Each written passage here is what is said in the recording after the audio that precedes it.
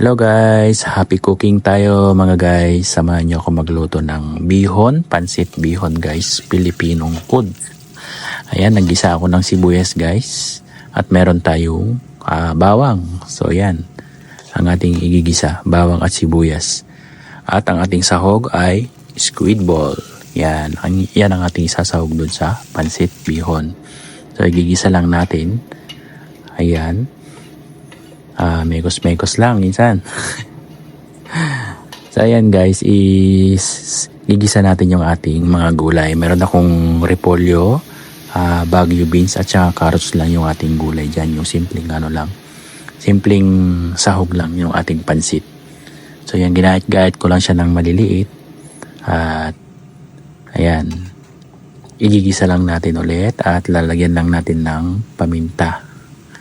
At seasoning. May seasoning tayo dyan. Pampalasa ba? So ayan, meron din tayong nilagay na soy sauce, toyo. Konting toyo lang guys. So ayan, takpan muna natin at buksan. So ayan guys, kumukulo na. At hindi na natin siya patatagalin. So kasi ilalagay din natin siya mamaya. So ilalagay lang natin sa isang lagayan.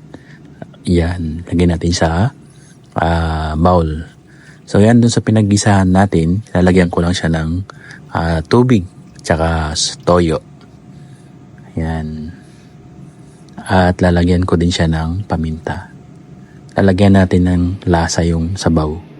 So yan, lalagyan ko rin siya ng chicken cubes.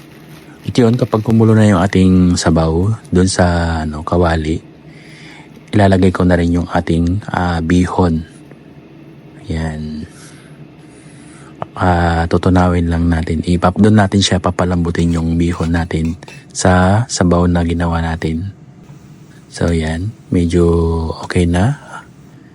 Ayan, magdadagdag lang din tayo ng tubig kung sakaling ipatigas pa yung kanyang bihon. So yan, pagsamahin na natin yung ating gulay na ginisa kanina.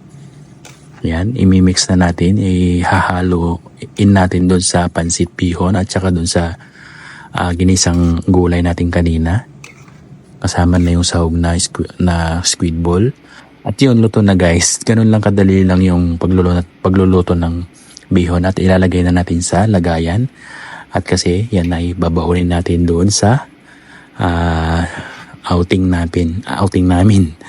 Yan po yung babahunin namin sa swimming. Yan. Pangmadali ang luto lang yan guys.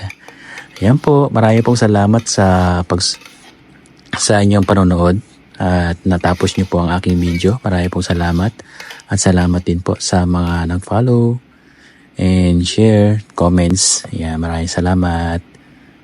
Ayan po ang ating pansit bihon.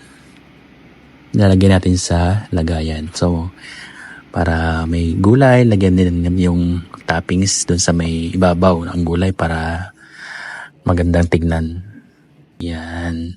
So yan na po ang ating pansit bihon. Yan, marami pong salamat. Bye-bye. I love you.